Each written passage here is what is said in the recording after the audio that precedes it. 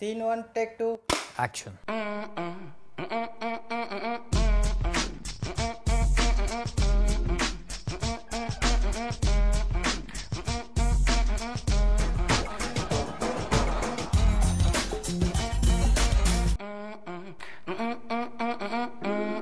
Hello दोस्तों, स्वागत है आप सबका on the zoom review show. मैं हूं आपका फिल्मी फ्रेंड उमर कुरैशी। हर हफ्ते काफी सारी फिल्में रिलीज होती हैं, लेकिन इनमें कौन सी फिल्में आपका टाइम और अटेंशन डिजर्व करती हैं, इसकी जानकारी मैं आपको देता हूं अपने एंटरटेनिंग अंदाज में। तो आइए शुरू करते हैं अ fresh new episode of the zoom review show.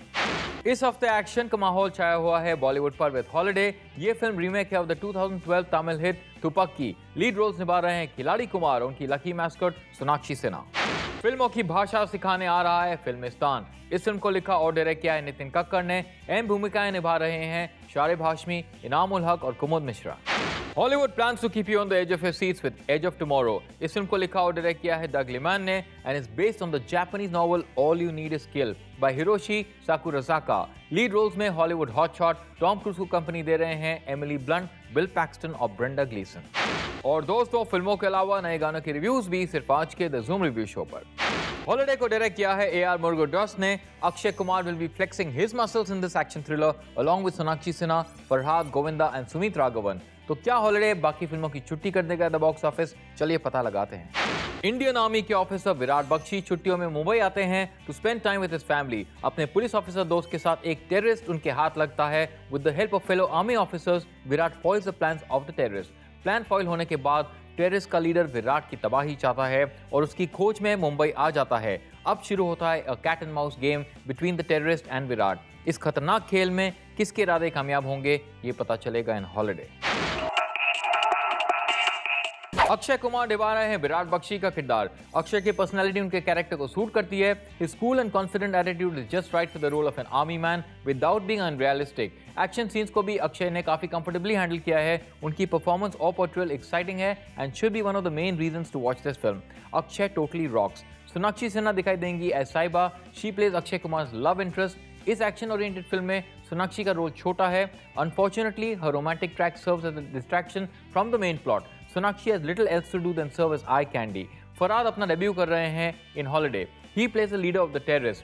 Farhad की लुक काफी इंटेंस है and he suits the role, लेकिन उनकी डायलॉग डिलीवरी और परफॉर्मेंस बेटर हो सकती थी। हालांकि he makes a decent debut, he is unable to match up to Akshay's stature. Holiday को लिखा और डायरेक्ट किया है AR मुरुगदॉस ने। ये उनकी दूसरी हिंदी फिल्म है after the blockbuster Ghajini in 2008।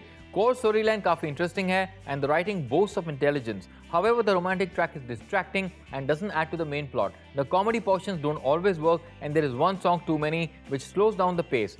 Action और thrill sequences फिल्म के हाई पॉइंट हैं। बैकग्राउंड्स को engaging है which adds to the tension. Overall, Murugadoss की डायरेक्शन अच्छी है।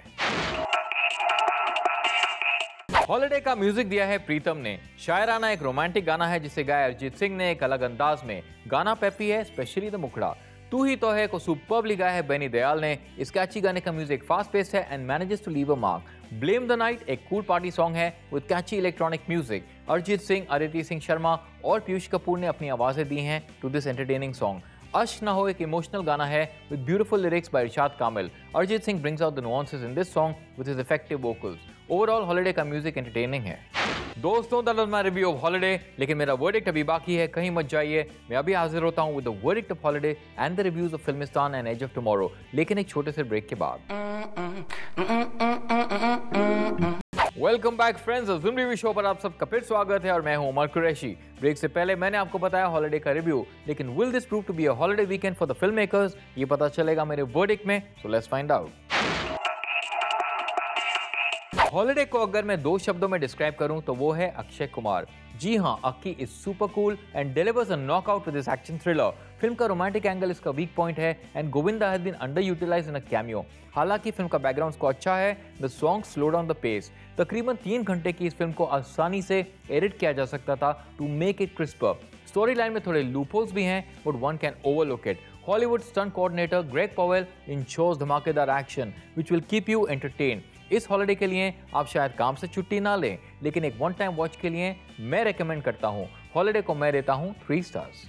कॉमेडी और ड्रामा का मजा लिया जा सकता है इन फिल्मिस्तान। राइटर डायरेक्टर नितिन कक्कड़ की इस डेब्यू फिल्म में लीड रोल्स निभा रहे हैं शारिब हाशमी और इनामुल हक। फिल्म फेस्टिवल में अपना जलवा दिखाने के बाद Filmistaan is ready for a nationwide release. तो क्या फिल्मिस्तान ऑडियंस के दिलों में स्थान बना पाएगी? आइए पता लगाते हैं। सनी अरोरा एक स्ट्रगलिंग एक्टर है। पैसे कमाने के लिए ही takes up a job as an assistant director for a documentary film.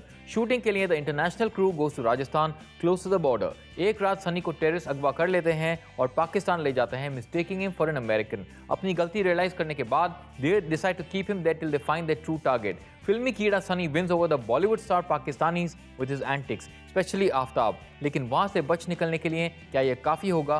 क्या सनी आतंकवादियों के विचार बदल पाएगा? इसका जवाब देगा हिंदुस्तान और पाकिस्तान का मर्जिंग पॉइंट फिल्मिस्तान। फिल्मिस्तान को एक शांति प्रस्ताव तो नहीं कह सकते, but it definitely aims to reduce cross-border differences by pointing out the cultural similarities between India and Pakistan. Humor, emotions और drama को fantastically blend किया है in this 2-hour film.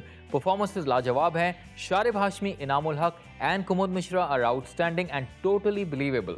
Subject serious है, लेकिन the Bollywood angle gives a lot of scope for entertainment with humor and satire. A special mention for director Nitin Kakkar and the cinematography. हाँ, second half थोड़ी drag होती है, but the lead actors keep it engaging. This film should be your स्थान for this weekend. इसे miss मत कीजिए। I go with 3.5 stars for Filmistaan. इस हफ्ते Hollywood is offering full-on action with the science fiction futuristic film Edge of Tomorrow. Tom Cruise और Emily Blunt lead roles में नजर आएंगे in this adaptation of the Japanese novel All You Need Is Kill. The Bourne Identity और Mr. and Mrs. Smith जैसी फिल्में direct करने के बाद Doug Liman hopes for an even better tomorrow with Edge of Tomorrow. ये कहानी future की है। Civilian William Cage finds himself forcefully thrown into fighting a combat. बिना किसी ट्रेनिंग के he struggles to rebel, but his efforts do not get him out of the situation. और तो और, he inexplicably finds himself in a time loop where after every death at the battlefield, he wakes up to the beginning of the day. बहुत जल्द Special Forces warrior Rita Bratowski की मदद से Cage realizes that he must move ahead in the time loop. He must find a way to kill the robotic enemy called Mimics before they kill him. इस time loop का क्या कारण है? क्या cage दुनिया की रक्षा कर पाएगा फ्रॉम दिस स्लॉटर? जानने के लिए you need to watch edge of tomorrow. Set in the futuristic world where the enemy is a robotic animal. जी हाँ, story में कुछ नया नहीं है, but it certainly has the power to hold your attention. An indigenous mix of the age-old science fiction films, the movie has some stunning visual effects. The pace of the first half is constant, but becomes a bit patchy in the second half. लेकिन climax amazing और powerful है and makes up for it. 3D effects काफी decent हैं and the performances by Tom Cruise and Emily Blunt are praiseworthy. The film also has some funny moments and packs quite a powerful punch. This one definitely has the edge. Edge of Tomorrow को मैं देता हूँ 3.5 stars. दोस्तों, ये थे मेरे reviews, लेकिन audience क्या कहती है नई फिल्मों के बारे में हम फाइंड आउट करते हैं। तो ये रहा पब्लिक ओपिनियन। लेकिन हाँ, अक्षय कुमार का काम कैसा लगा? अच्छा, वो उसकी एक्शन सबसे हार्ड लगी मेरे को। Good, it was really good. I mean, just dedicated to the military families. It was really good. Akshay Kumar he I mean, act के लिए, इस रोल के लिए परफेक्ट था। Akshay Kumar's fight was very good.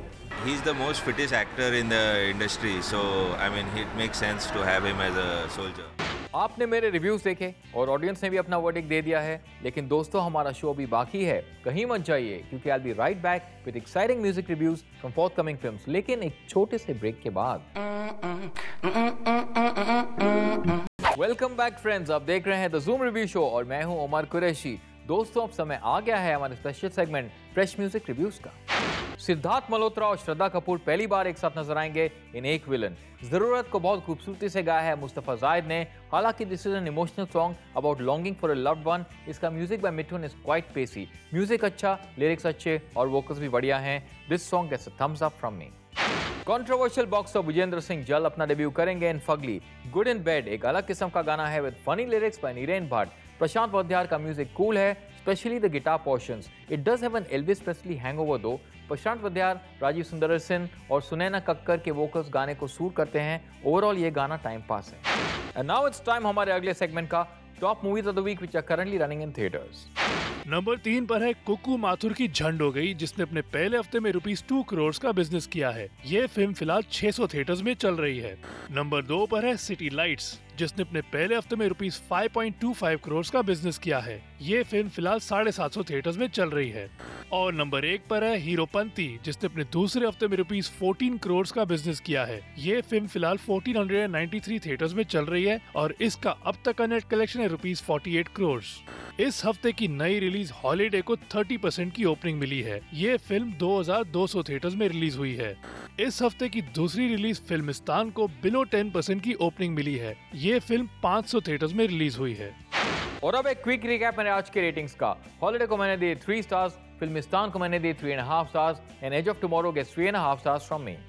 दोस्तों, अपने रेटिंग भेजने के लिए बहुत बहुत शुक्रिया। आपका फीडबैक हमारे लिए इंपॉर्टेंट है। तो ये रहा एक कंपैरिजन मेरे और आपके रेटिंग्स का। सिटी लाइट्स को मैंने दिए 3 स्टार्स और आपने दिए 4 स्टार्स। कुकू माथुर की जंड हो गई को मैंने दिए 2 स्टार्स और आपने भी दिए 2 स्टार्स। पिछले हफ्ते की फिल्मों के बारे में आपने ट्विटर पर क्या कहा, let's see. Friends, thank you very much for sharing your views. Please send us a feedback on Twitter at ZoomTV and Facebook.com/ZoomTV. Now you can also watch our episodes on YouTube.com/ZoomTV and DailyMotion.com/ZoomTV. What do you think about the movies released this week? Share with me on Twitter at ZoomTV with #ZoomReview. Film review करने का मौका आपको भी मिल सकता है। All you have to do is send in your reviews of the latest films on Twitter with #ZoomReview. The best entry will be chosen by me as the winner, so get creative and get cracking. दोस्तों, हमारा आज का ये episode यहीं खत्म होता है, लेकिन don't forget to tune in क्योंकि the show will continue next week only on the Zoom review show. तब तक आप एंजॉय कीजिए by watching Zoom, India's number 1 Bollywood channel. मैं हूं आपका दोस्त Umar Qureshi, saying bye bye and God bless.